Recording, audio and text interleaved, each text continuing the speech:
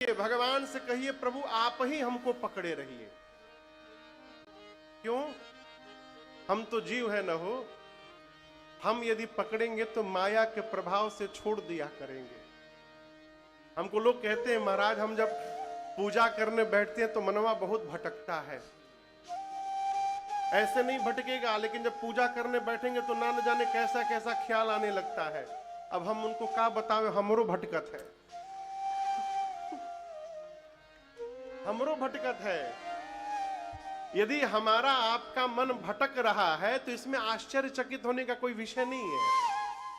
मैं सीधा उदाहरण आपको दूं, यदि मैं आपके घर में आकर रहूं तो आप लोग हमको रहने दीजिएगा घर में? कोई बोल नहीं रहा है। कितने दिन रखिएगा? अब कोई नहीं बोल रहा है।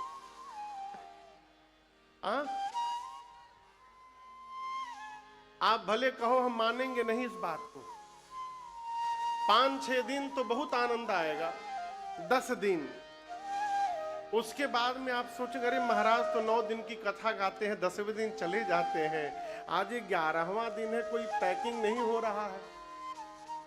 अब आप तो बोलेंगे नहीं कि महाराज भागो यहां से। जैसे 1 महीना बीतेगा आप त्रस्त हो जाओगे।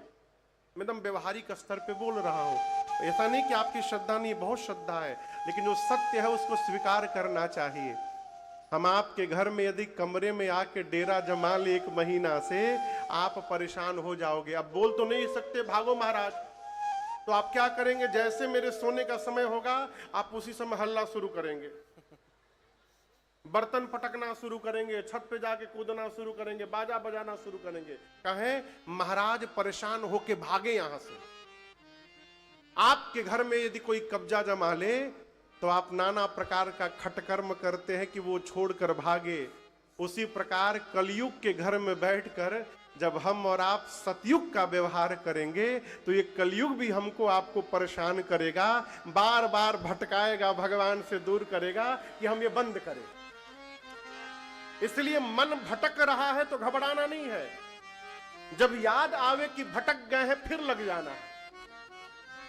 ये क्रम चलते रहे, भटके लगे।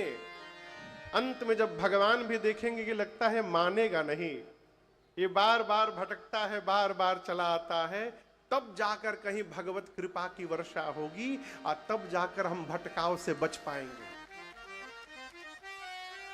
आप समझ रहे मेरी बात को? इसलिए उससे नहीं घबराना है, आत्मसमर्पण होइए, कहिए प्रभु आप हमको पकड़े रहिए। पूज्यपाद गोस्वामी